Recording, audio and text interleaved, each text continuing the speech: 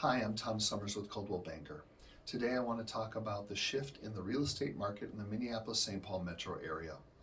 I noticed the shift in about the middle of May where things started to change a little bit. Up until that point, we had a market that I've never seen in my 18 years. I knew that sooner or later we would have to have some type of a shift.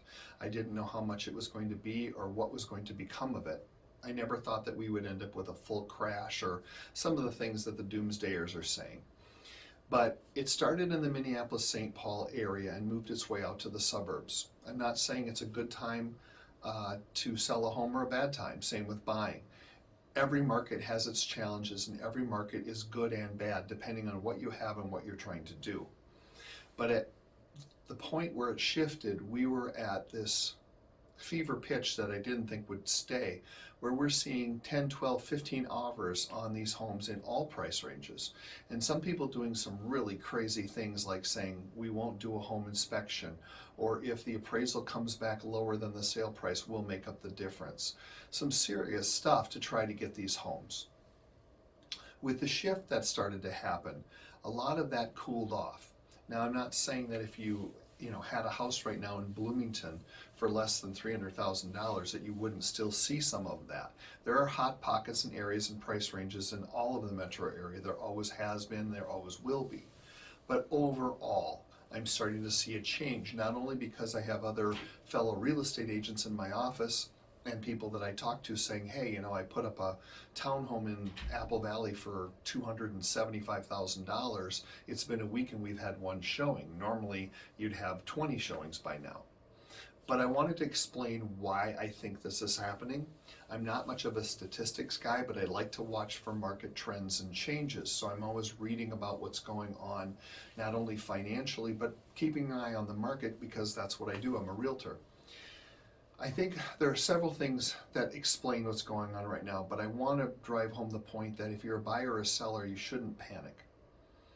Having said that though, looking at what the Fed is doing, they are printing in a ridiculous amount of money right now and making it very easy for these very large hedge funds to get it at a very minimum risk.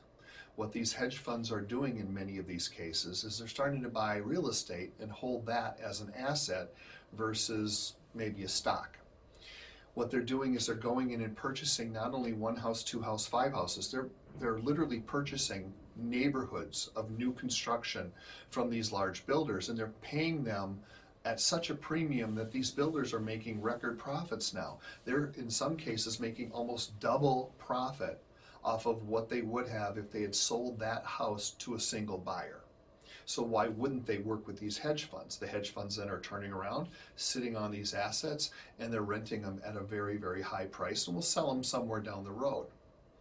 So not only have you put yourself in a position as a buyer for new construction with having to pay more because of that stuff that's going on, then add to that all of the other costs and goods and services that have gone up from wood and other raw materials for building, but also gas going up about, $1.35 or so, at least at this point, from last fall, not to mention all the other inflation with all of the goods and services, like I mentioned, in the grocery store and retail, everything that you're purchasing.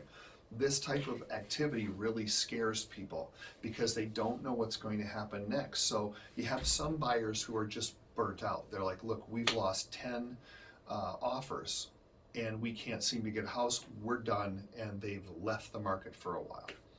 But then you also have other people who are fear-driven at this point saying, well, wait a minute, gas is going up and all these other things keep rising. I'm hearing about inflation. I'm hearing about all these other bad things. Maybe we just better sit put and not do anything. So there's a combination of a lot of different things. I'm also seeing with fellow professionals that I work with saying, we're stuck here, we can't get showings, we're having to do price reductions. I'm seeing price reductions now across the board in a lot of different areas and a lot of different price ranges. But it's not a reason to panic, and it's not a reason not to move forward if you want to move. But I think that you have to adjust what you believe your price or value will be and how you bring it forth in the marketplace. In some cases, it's just slow. You're going to have a fair priced home that's going to sit a little bit longer because you just don't have as many buyers looking for what you have. I'm not saying you just keep reducing the price and race to the bottom to try to get it sold, but you have to be patient and wait it out. It's not necessarily going to sell in one day. So if you put your house up and you only get a couple of showings in the first 3 or 4 days, it doesn't mean that it's an abject failure. I just wanted to point these things out because I'm getting all these phone calls from both buyers and sellers that people are panicking for a lot of different reasons. So I thought, I'm going to make a video today. I don't usually do statistic videos or weekly market updates. There's plenty of folks out there that do that and they do a great job.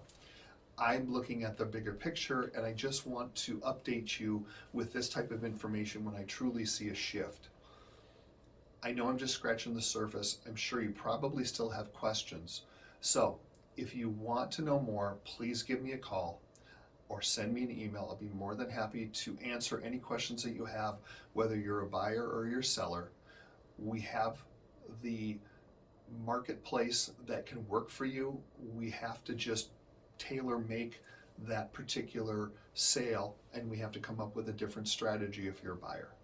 But all is not lost. Please don't panic. It's still a great time to buy and sell, but you got to be smart.